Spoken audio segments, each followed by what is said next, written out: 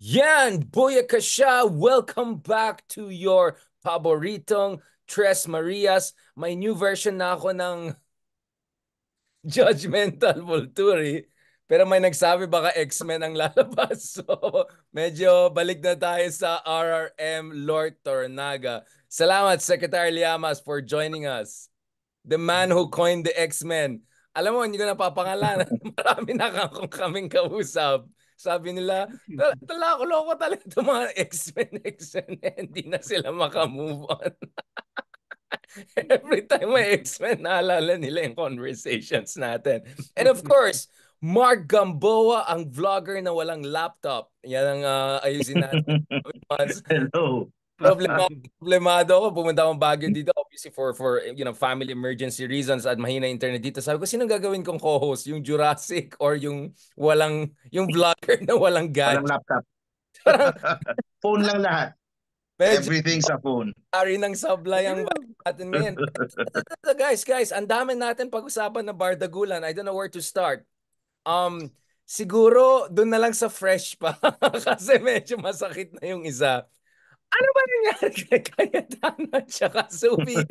Damay pa si Binay, di ba? So let's start LGU right away para ma-stress si Mark sa Manila. Sir Ronald, what's the drama? Cayetano daw was trying to push his own agenda, the whole Makati Taguig thing, Zubiri kind of raised issues. Wait lang, di ba Zubiri is a champion of Arnais? Sabi like, is Oh, Cayetano? black belter yun. It's like, Black belter yun. exactly like, does Oo. this guy want to like himself? What's Oo. going on, Sir Ronald? Hindi, dahil sigurado mo naman kasi may aawat sa'yo sa Senado eh. Kaya, Ah, ah, ako medyo naintindihan ko yung issue. oo. Medyo nasabaybayan ko. Oh, Mark. Oo. Kasi it's about it's about yung EMBO eh. Yun yung Yes. pinaka main na kasi hinahabol nila na yung mga huling araw ng Senate at ng Congress bago mag-filing sa first week ng October. Kasi hindi pa sigurado kung paano boboto yung mga taga-EMBO pagdating sa Distrito. congressman, pagdating sa konsehal. So merong pinupush si Alan na Senator Alan na hahatiin yung EMBO, 5 sa District 1, 5 sa District 2, at yung mga konsehal from 8 gagawing 12. So magiging 12 each. So tumututol naman dun yung from the other side na dapat yung EMBO may sariling distrito, huwag niyong paghiwalayin. So may mga ganong dynamics. Tapos at the same time, yung sa congressman, hindi naman kasi sila pwedeng gumawa ng sariling congressional district nang walang batas at walang merong moratorium sa paggawa ng bagong distrito. So, parang merong hinahabol itong sila Alan na Senate concurrent resolution, parang ganun eh. Meron sa Congress, meron sa Senate. Inabot na siya ng gabi nung 9:30 o tapos si Zubiri siguro may nakitaan ng mga hindi maayos doon sa procedure sa ginagawa ni Alan hanggang yun nga tatawag daw kay Nancy Binay, which is of course syempre apektado kasi Makati nga. Yo. So doon na nagkapikunan. Pero ang naririnig ko, ito ay related pa rin doon sa pagkaalis ng posibleng related pa rin, okay? Doon sa Senate leadership race na kung saan Man, kasi ang lumalabas si Alan yung kumuha doon sa ilang mga senador papunta kay Cheese na kung saan so merong ganong aspect pa. So one is yung sa local politics sa Taguig kasi ang gusto ni Alan is mahati yung EMBO. The other one is yung sa awayan nila dun sa Senate leadership. oo. Kaya ayun, yun yung pagkakaalam kong nangyari doon. Kaya ah, murahan, tulakan, at yun nga, tama naman si Sir Ronald na alam na lang may aawat eh. ano, kaya ganun. Cellphone niya kasi Concurrent resolution kasi yan. Kaya ang gusto ni Mig Subiri ay hintayin si Nancy Binay. No? Ayun. Dahil concurrent sa resolution niya ng Senado. So gusto niya na nandyan si Nancy para bago pagpasyahan yan. No? Actually, yung tatlong embo na yan, ang may malakas na influence dyan, si Abby Binay. No? uh, Teritoryo ni Abby Binay yan eh. Yan. Pero ang issue kasi diyan ay hindi kasi yan mahihirapan kasi magkaroon ng bagong distrito, no, until after the midterms, no. Kung sakali magkakaroon ng bagong distrito sa 2028 ang botohan diyan, no. Kaya yun yung isang aspeto niyan, no. Kaya ang tingin ni Alan, dahil hindi naman mangyayari yon, hatiin na sa dalawa, no, hatiin na sa dalawa. Para makaboto Kaya ng congressman yung mga taga-Embo. Kaso oo. para alanganin sa batas 'yon kasi hindi ka naman pwedeng mag ano na lang on their own. Pero Ang ang magi pinopropose naman ni nung kanyang kapatid na who is rumored na tatakbo sa Taguig. Kaya parang yun yung pressure nagbi-build up yung pressure ang pinopush naman nila is to retain yung distrito na yon na it will be a district of Makati Taguig. 'Di ba? Para makaboto pa rin lahat. Pero syempre maraming ano 'yon, maraming mangyayari doon. Ibig sabihin, magkakaroon ng isang binay sa Taguig. Kasi magiging congressman ng Makati Taguig. So yung mga residente ng Embo na Taguig na will have a binay for a congressman or kaalyado nila. So merong ganung factor pa diyan na pumapasok. medyo legally medyo malabo pa 'yon. Ang malamang na posible diyan ay status quo. Ibig sabihin, hindi sila makakaboto sa kongresista, pero makakaboto sila sa mayor. Yun. No, yun yung magiging status quo ante diyan. Dahil wala pa yung distrito, so for now hindi sila boboto for a congressman. Pero pwede silang bumoto Mayor, doon vice sa mayor. mayor. Oo, Pero mayor. Comelec Parang ang ganun magde-decide yung no? Bago mag-filing. yeah. Oo, yan yung magiging Kasi magiging legal malaking factor framework yun yan. Kasi kung residente ka ng Embo, hindi ka din pwedeng tumakbo ng konsehal, hindi ka din pwedeng Mm. tumakbo ng congressman. So you need to know Kaya that si bago mag-filing next week. kaya si kaya walang binay na pwedeng tumakbo as Congress, Kasi no? lumipat na sila Oo. doon sa Oo. barangay sa nasa Makati. Yes. Yes. Kaya yung mas magiging kwan dyan, magiging dominant, no? Bagamat hindi exclusively, ay pwede silang bumoto for mayor pero hindi sila pwedeng bumoto for congressman for now. For now, no? For now. Well, speaking of suntukan, isa pang video nag-viral kanina is in Manila naman na muntik nagsuntukan. Maybe from past pa yan, but nagva-viral kanina ulit si Arnold Clavio, my former kapuso on GMA Network. Today, puro mga ano Kahapon lang yun. Kahapon lang yun. mga Sa UFC. Manila, So, one Sa, is... sa local kasi, Big R, hindi rare yung nagsusuntukan eh. Sa local Medyo Madalas yan. actually, Madalas yan. Yung rare ay sa Senado. No? At usually sa Senado, pormahan lang yan dahil alam naman may aawat sa kanila eh. No? pero buti wala si Dahil Pacquiao. kung gusto mo talaga magsuntukan, huwag ka pa awat. Ano si Pacquiao, wala, knockout ka agad. Ano? Boom. Hindi, tinext ko nga si Senator Pacquiao eh. Sabi ko, sayang Senator, kung nandun sana kayo referee. Sabi ko, kayo sana referee. No? Oo, kasi nagpaawat. Si JV ba? May nagsabi na, ano yan, para siyang Dana White doon sa UFC. Dana White. Sabi ko, hindi, Joe Rogan siya. Parang siya ba yung nag-announce? Ito na, let's go. Yung mga ganun. That was natatawa nga si Senator JV dun sa nangyari. Pero si Cayetano, sobrang Karen, ha? Karentano na siya. What's Cayetano? No, napaka-Karen niya ngayon. Sabi siya, mahihirapan si Alan dyan dahil black belter si Kwan eh. Si champion. Subiri. No? Ang mahirap diyan kung mga maglalaban mga X-Men.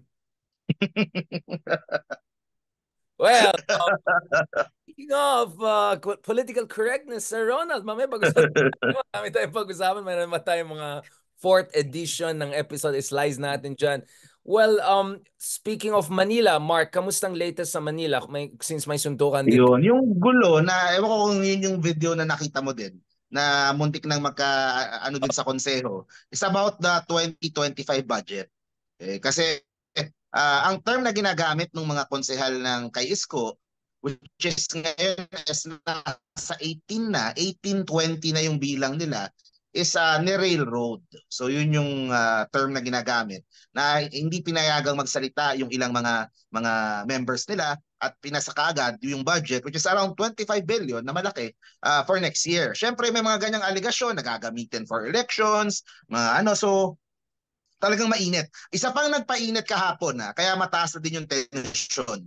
Kasi nag privilege speech o nagsalita yung kapatid ni Vice Mayor Yul Servo na incumbent councilor. Siya ay nag-resign sa kanilang partido at sumali doon sa partido doon sa grupo nila Isko. Kaya nabawasan yung councilor. So, yun, nagpaalam siya, tapos umiiyak, tapos syempre, umaga online, ang daming mga masasakit na nasasabi, ganun. Pinapala cute ang City of the Stars, Manila na talagang City of Showbiz, no? Ang kulit, ang kulit. So ang mangyayari nga, yung itong si Councilor Apple na kapatid ni Yul will be running against Congressman Joel Chua na sa Congress ngayon. So siya yung lumipat siya kay Isko, siya yung tatakbong congresswoman doon. And she will be endorsing yung vice mayor ni Isko who is Chi Atienza. So she won't be endorsing her brother na current vice mayor. I-endorse niya yung kalaban na bunsong anak ni Lito Atienza na si Chi Atienza. On the other side naman, yung kapatid ni Chi Atienza na councilor din will be endorsing Vice Mayor Yul Servo. So parang nagpalitan sila ng kapatid. So parang gano'n yung nangyari. Nagka-switch sila ng kapatid. Kaya mainit yung tension. Kaya umabot ng gano'n yung sa Manila. Habang si Lord Tornagay nasa medieval Japan pa nagte-text. Just a correction, may sabi, hindi totoo na no match si Cayetano dahil siya ay Caldero King. Ay, sabagay. Medyo masakit mahampas ng Caldero. Kasi niya si Subi. Naglaban ng Arnis sa Caldero, di ba? Caldero King. Ang tingin ko naman, pag naglaban silang dalawa, tabla. Caldero versus Arnis, para medyo... Hindi. Caldero. Tabla talaga. Na okay. Kaya sayang wala si Manny Pacquiao. Isang lang tapos na usapan, 'di ba? Talagang nag-drama na ganun tapos pero alam mo Ronald, ang pinakagusto ko dun sa mga yung mga siga-siga. Sumisigaw pero lumalayo sa iyo. Ikaw sino ba? Tapos lumalayo. Sino ka ba? Ano ba? Pero lumalayo. Yun ang pinakagusto ko yung mga ganun. Ano ba ginagawa? Lumalayo siya, 'di ba? Yun ang talaga. Kung tunay na away kasi walang papaawat. Wala nang Joe Rogan na. Let's go. Parang yung nakita ko sa gitna ng kalsada sa Global City. May nagkukuhan doon may nag-roundhouse. May nag-roundhouse doon. Nakita mo ba yun, Mark? Yung mga grabe yun, no? Sabi ko, sino ba yung... Pag mga nagsusuntukan yung mga konyo. Sino ba yung nagsa-shadow boxing doon? Walang armor, nothing, no rules, di ba? Baka masagasaan pa ng kotse yun sa gitna ng kalsada. Yun lang, medyo talagang open field, talagang anything can happen. No environmental controls. Parang na-intimidate yung mga kotse. Wala dumadaan nung nakita yung shadow boxing. This is easy. What's up? Kung ako nagdadrive to, sinagasaan ko yun. Pero let's leave that for the next episode. Kasi yung bardagulan na pangyayari. But going back to this, may mga nag-post na, walang laban yan sa Korea, sa Taiwan. Ganun. Sabi ko, dun sa mga bansa na nag-aaway sila over principle and ideology, di ba? Kuomintang na pro-China versus DPP na anti-China sa South Korea. Siyempre, left party versus right. Ito mga hindi ito over ideology and principle. Ano lang, Caldero versus Arnis talaga yan. Friends, is this the worst Senate ever? Parang Ronald or curb your enthusiasm, may parating na mas interesting na Senate soon. Ang dami nagalit sa 3 Tulfo episodes natin. I think it's one of my lowest viewed video. Parang 1,000 lang view. Bakit daw? Sa Tulfo natik daw tayo, mga walang iya. So grabe naman. They're just saying the facts. May nag-tag pa nga sa akin, nagma-mind conditioning daw tayo. Nag-call out tayo ng isang radio program. Yung dyan, nagma-mind conditioning. It's like, anong pinagsasabi niyo? Di ba? Kasalanan pa. Ano gagawa natin? Number 1 tsaka number 2 parehas tulpo. Kasalanan pa natin yan na gusto ng tao namin.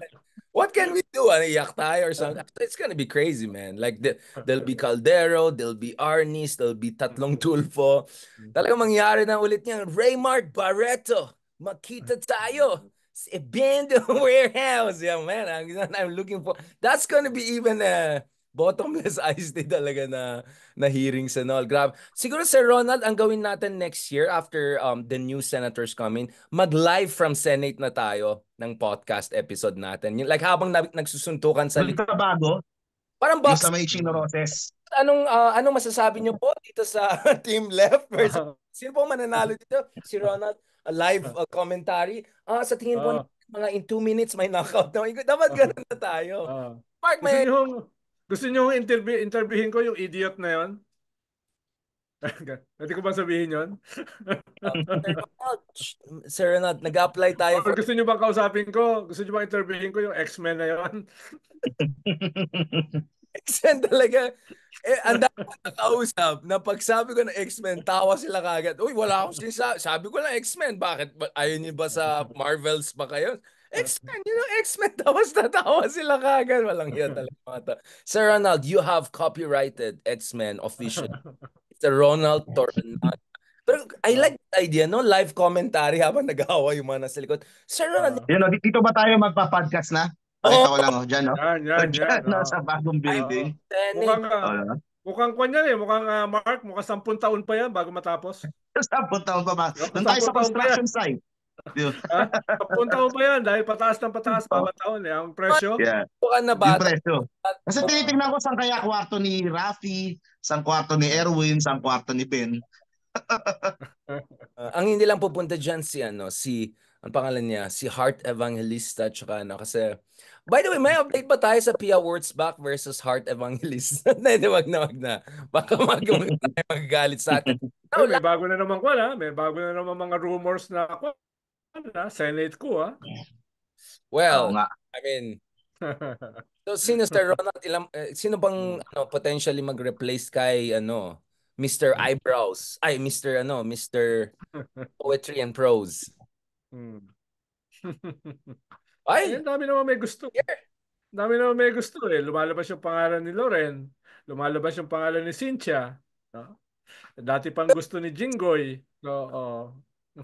Si Jinggoy, habol niya talaga. I think he's going well. Now, let's talk last one. I think this is going to be a little bit of a transition to the next episode. You know now what's the Bardagulan. So, Trillanes, kamustang Caloocan, Sir Mark? Kamustang what's happening on the ground? Sir Mark, ano pong live commentary dyan from Caloocan? Hindi yun, umiinit na yung banggaan din between grupo ni Trillanes at grupo ng mga malapitan. So merong mga posibleng mga councilor si Trillanes na baka masuspend din, yung mga ganon. So may mga tapos pag umiikot sila Trillanes, merong mga konting panggugulo dito, konting haras sa ganon. So maraming mga ganong mga lumalabas Pero iinit pa yan lalo kapag nag-filing na sila next week. I think this Sunday, idedeklara yung vice mayor niya kung sino yung maging running mate niya against dito sa mga malapitan. Ano bang chismis? Sino bang mga front runners to be the vice? Sunday na lang. Paglabas ilang araw na lang naman. Konti na lang yan. Ng content. Parang may mga tabog kayong parating Di ba Big R, kayo yung close ni Trillanes? Di ba kayo nag-usap sa araw? Speaking of which, I think that's a perfect segue to our next episode. The bigger Bardagulan na nangyayari. Hindi pa tapos. May mga nag-troll pa rin sa akin hanggang ngayon. Maraming salamat, Lord Toranaga. Naayon yung X-Man edition na ginawa kong Vulturi. Of course, Mark Tamboa joining us live from one of those LGUs. Ay nasabihin sa akin kasi maraming galit sa kanya. Thank you so much. Bakit Mark, puro mga sinusuporta mo sa kabilang sa kabilang panig, puro outsiders, no? Kalaban mo puro mga incumbents, medyo delikado tayo. Maraming salamat guys.